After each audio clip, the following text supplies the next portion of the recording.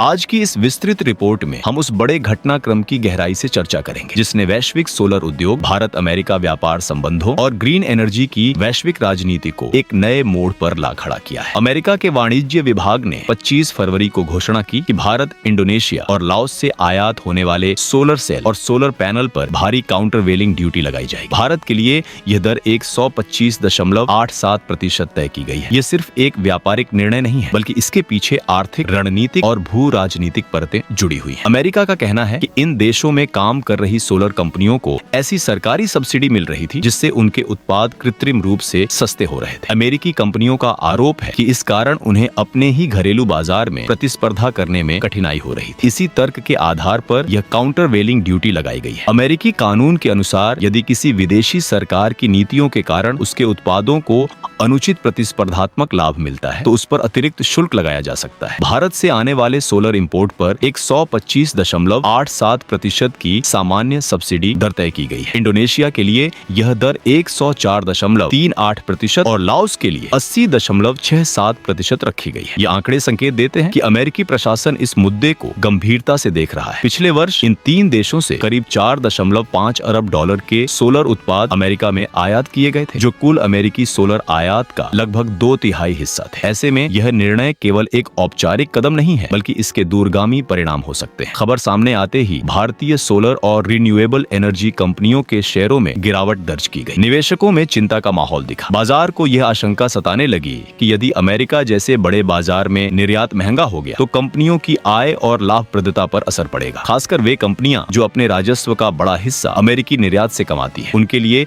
यह फैसला गंभीर चुनौती बन सकता है। इस पूरे मामले को समझने के लिए हमें पिछले एक दशक की पृष्ठभूमि देखनी होगी। अमेरिका लंबे समय से एशियाई देशों से आने वाले सस्ते सोलर उत्पादों को लेकर सतर्क रहा है। इससे पहले मलेशिया, वियतनाम, थाईलैंड और कंबोडिया से आने वाले सोलर उत्पादों पर भी भारी टैरिफ लगाए गए थे। उस समय भी तर्क यही था कि चीनी कंपनियां विभिन्न देशों में उत्पादन स्थापित कर कम कीमत पर अमेरिकी बाजार में उत्पाद बेच रही है। अमेरिका का यह कदम वैश्विक सप्लाई चेन को लेकर उसकी व्यापक रणनीति का हिस्सा माना जा रहा है। सोलर उद्योग में चीन की भूमिका बेहद महत्वपूर्ण है। वैश्विक स्तर पर सोलर पैनल, वेफर और सेल निर्माण में चीन का बड़ा हिस्सा है। अमेरिकी अधिकारियों का मानना है कि भारत, इंडोनेशिया और लाओस में काम कर रही कई इकाइयां प्रत्यक्ष या अप्रत्यक्ष रूप से चीनी निवेश या तकनीक से जुड़ी है। ऐसे में अमेरिका इसे सिर्फ व्यापारिक मुद्दा नहीं बल्कि रणनीतिक संतुलन का प्रश्न भी मान रहा है। ये मामला एक ट्रेड केस के तहत आगे बढ़ा, जिसे अमेरिकी सोलर मैन्युफैक्चरिंग सेक्टर से जुड़े एक समूह ने दायर किया था। इस समूह में कई प्रमुख कंपनियां शामिल हैं जो अमेरिका में बड़े पैमाने पर निवेश कर रही हैं। उनका कहना है कि यदि विदेशी उत्पाद सब्सिडी के दम पर कम कीमत में बाजार में आएंगे तो अमेरिकी कारखानों और नौकरियों पर खतरा पैदा होगा। वे इसे निष्पक्ष प्रतिस्पर्धा का मुद्दा बता रहे हैं। भारत के संदर्भ में ये स्थिति जटिल है। भारत तेजी से ग्रीन एनर्जी की दिशा में आगे बढ़ रहा है। देश ने 2030 तक विशाल नवीकरणीय ऊर्जा क्षमता स्थापित करने का लक्ष्य रखा है। सोलर ऊर्जा इस रणनीति का प्रमुख स्तंभ है। भारत ने उत्पादन आधारित प्रोत्साहन योजनाओं और आयात शुल्क के जरिए घरेलू निर्माण को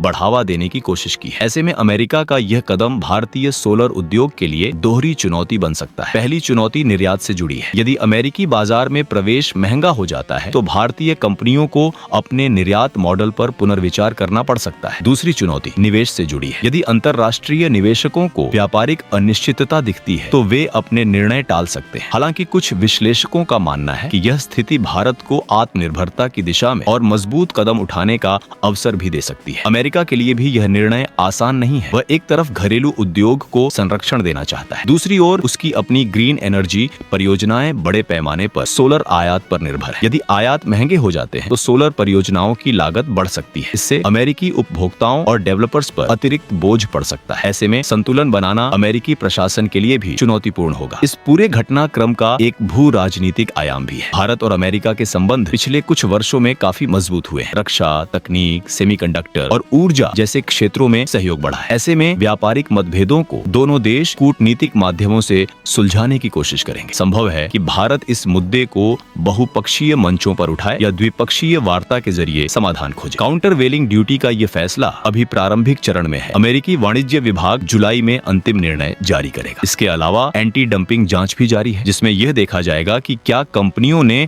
लागत से कम कीमत पर उत्पाद बेचकर बाजार को प्रभावित किया। यदि एंटी डंपिंग ड्यूटी भी लगती है तो कुल शुल्क और अधिक हो सकता है। सवाल ये भी है कि क्या यह फैसला वैश्विक सोलर व्यापार के स्वरूप को बदल देगा। पिछले वर्षों में जब अन्य एशियाई देशों पर टैरिफ लगाए गए थे तो सप्लाई चेन ने अपना रास्ता बदला था। उत्पादन इकाइयां नए देशों में स्थानांतरित हुई थी। संभव है कि अब फिर से ऐसा ही परिदृश्य देखने को मिले। कंपनियां ऐसे बाजारों की तलाश करेंगी जहां से वे कम लागत में निर्यात कर सकें। भारत के लिए रणनीतिक दृष्टि से ये समय संतुलित कदम उठाने का है। एक ओर उसे अपने उद्योग को मजबूत करना है, दूसरी ओर व्यापारिक साझेदारों के साथ संबंध भी बनाए रखने हैं। घरेलू स्तर पर उत्पादन क्षमता बढ़ाना, तकनीकी उन्नयन करना और लागत दक्षता सुधारना अब और भी जरूरी हो गया है। यदि भारतीय कंपनियां वैश्विक प्रतिस्पर्धा में टिके रहना चाहती हैं, तो उन्हें नवाचार और गुणवत्ता पर ध्यान देना होगा। निवेशकों के दृष्टिकोण से ये खबर अल्पकालिक अस्थिरता ला सकती है, लेकिन दीर्घ काल में ग्रीन एनर्जी की मांग कम नहीं होने वाली। दुनिया भर में कार्बन उत्सर्जन घटाने और नवीकरणीय ऊर्जा बढ़ाने की प्रतिबद्धताएं बनी हुई हैं। ऐसे में सोलर उद्योग का महत्व बना रहेगा। चुनौती ये है कि बदलती व्यापार नीतियों के बीच कंपनियां खुद को कैसे ढालती हैं। अंततः यह स्पष्ट है कि 125% से अधिक की ड्यूटी का निर्णय केवल एक आंकड़ा नहीं है। ये संकेत है कि वैश्विक ग्रीन एनर्जी बाजार में प्रतिस्पर्धा और सख्त हो रही है। आने वाले महीनों में जब अंतिम फैसला आएगा तब स्थिति और स्पष्ट होगी। फिलहाल भारत, इंडोनेशिया और लाओस के सोलर सेक्टर के सामने एक कठिन परीक्षा है, जबकि अमेरिका अपने घरेलू उद्योग को